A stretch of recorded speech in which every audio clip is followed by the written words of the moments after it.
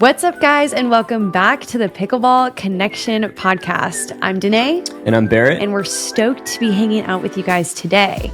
So today we're going to talk about some pretty big updates in regards to paddles this coming year. So why don't you kick it off for us?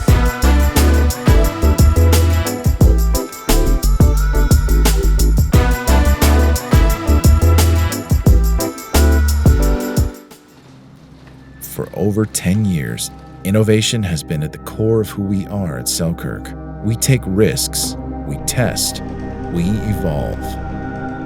Introducing the Selkirk Lab 007.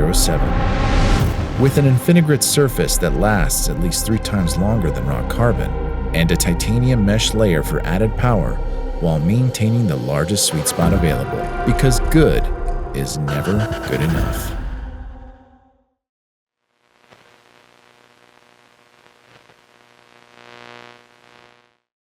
Yeah, for sure. So we've talked about paddle regulations quite a bit on this show because it's been a hot topic over the past year. And there's been various updates if you want to go back to some of our former episodes and kind of follow along with, I guess, the evolution of paddle regulations and standards. There's been a whole new basically governing body that's been created this year called the UPA-A, which has kind of been over the PPA and the MLP, which are the two main professional tours. And there's been a lot of controversy in the pro scene in regards to how to regulate paddles, because as technology increases on paddles, spin rates are going up, deflection rates are going up, which deflection basically is how quickly the ball deflects off the paddle, creating more speed. So the game has gotten a lot faster. So the governing bodies have had this issue of how do we regulate paddle technology to where there's a bit of a ceiling and there's not unfair advantages created. And in doing that, they've worked with, I believe it's the University of Massachusetts and some different organizations that have worked in baseball and different things to figure out basically how to test and how to limit certain speeds and things so that there's not an unfair advantage created. So the issue, I guess what I'm saying is, has been has had a lot to do with them not having the proper testing as well. So there's testing, there's regulations, there's all that. So a couple weeks ago, there's a bit of an update, and we wanted to make sure that you kind of were updated if you didn't see. But basically, there were some things released in regards to 2025 and what 2025 is going to look like. But do you remember, just as a quick recap, do you remember kind of what was leaked by, I think it was Rob Nunnery that tweeted and it kind of went viral? Yeah, I feel like it took storm on all the forums, but it was like they were going to charge companies $100,000. I want to say he was saying that to register, right? Yeah, and then an additional, allegedly, yeah, and then additional, like I think I want to say he said it is allegedly $5,000 per paddle or something like that. Yeah, it was $100,000 plus $5,000 per SKU, I think. Yeah. It was like an ungodly amount. Like we were all kind of freaking out because we're like, how is that gonna affect the industry? Because there's all these smaller companies. Like, how are smaller companies gonna pay? Selkirk actually, there was a letter leaked from Selkirk talking about their stance on really wanting to protect the smaller companies in the paddle game and wanting them to have a fair chance at the market, which I thought was really cool. Yeah, and I think that their idea is that, there's so many paddles, there's so many brands that it's kind of difficult to regulate. And before the USA Pickleball, USAP, it kind of became really easy to get certified and to get and there was thousands of different paddles and companies and SKUs, and so it just became very hard for them to manage. So in doing this, I think there's the idea that it will kind of squash out maybe some of the lower budgeted, the lower income businesses, and there'll be less paddles to regulate. So yeah, pretty interesting, but there has been a bit of an update. So we did find that and they either changed it or Rob maybe was a little off in his tweet, but they did release that for 2025, there will be a UPAA certification fee that will include an annual flat fee of $20,000.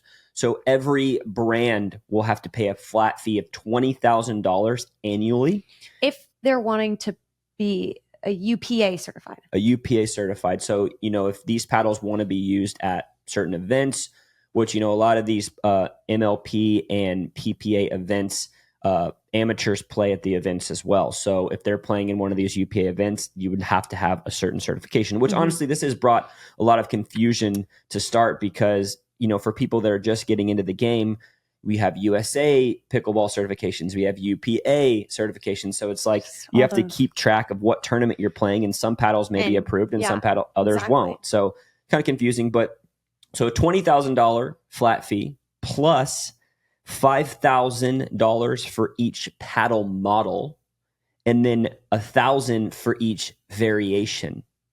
So they've basically said, so some of what he said was true. It's just not that initial $100K annually, but yeah, 5,000 per model. And then, within each model, there's different variations. I doubt this has to do with color. It probably has more to do with shape and thickness and weight, but within every model. So basically, this has kind of been released. In addition to that, they're talking about rolling out this new certification for 2025. Basically, what they've said is that spin limits will be forced to be below 2,200 RPMs. So they are going to have, which honestly, that's pretty much on the high side for paddles right now. Like there's not a lot of paddles that are hitting 2,200 RPMs. So basically, paddles may have a little bit more leeway to create more spin, but not much more than we're seeing in the game right now, as well as a deflection force requirement for at least 42 pounds for provisional approval. So I don't know exactly what 42 pounds of deflection means, but there is going to be a limit for power and there's going to be a limit for spin. So yeah, but the issue I think still comes down to the reliability of the testing. Yeah. So it is to be determined how reliable this testing is actually going to be, but that's kind of where we're at. So what do you think about kind of these updates? I mean, to be honest, I think it's way better than what we previously thought with Rob Nunnery's, first kind of when we first started hearing about all this. Those numbers are, I mean, $20,000 isn't pocket change, but it's a lot better than $100,000. At least that gives some of the mid-tier companies, in my mind, an available spot in the game. So I'm happy about that and hearing like the price decrease. I also feel like, the paddle, what was it, 2,000 for a model? 5,000 per model and 5,000 per variation. 1,000 per variation. So yeah, I mean, it's still pricey, but I agree to the sense that there needs to be, some kind of regulation in the game. I think it is to be determined how testing continues. I know that there has been a lot of gripe with Pro Pickle Labs, which is the testing company that the UPA has used in the past.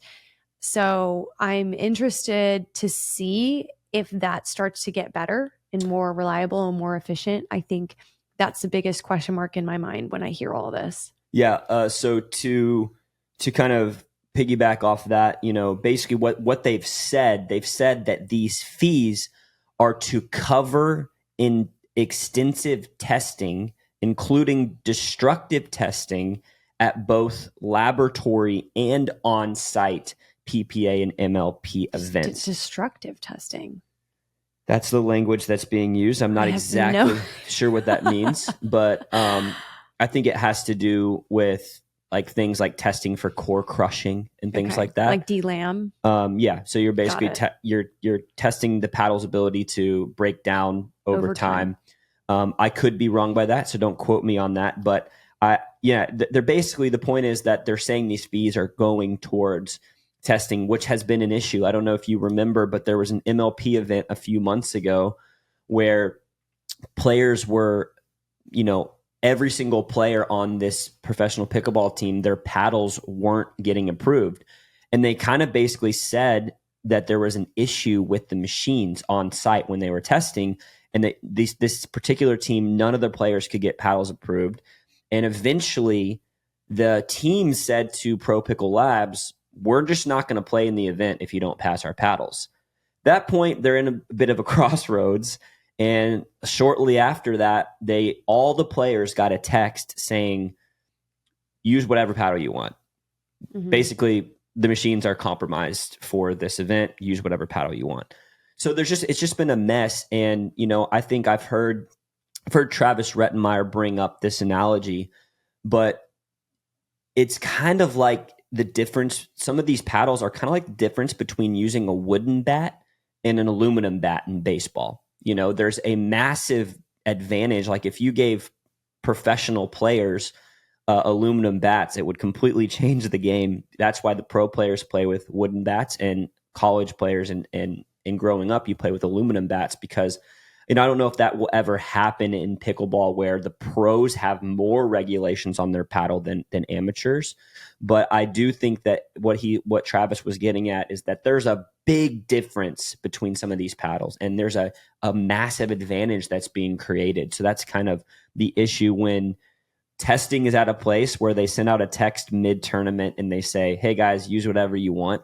It really does create a lot of disparity and a lot of difference between advantages and disadvantages on the court. So really hoping they get this settled.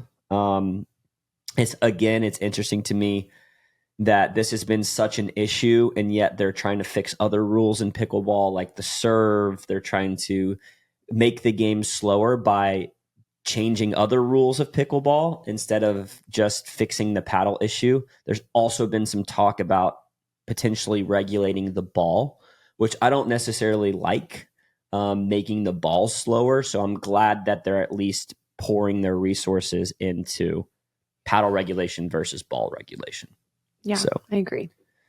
So that's a bit of an update for you guys on the paddle drama, the regulation drama. Do you have any other thoughts? I don't. Okay. Well, guys, thanks for listening to this episode. If you have any questions or thoughts about paddle technology, again, please leave your comments or suggestions for future podcasts in the comments or however you're consuming this. Be sure to like and give us a review. And thanks for joining us on this short episode talking about paddle deflection, and we'll see you on the next one.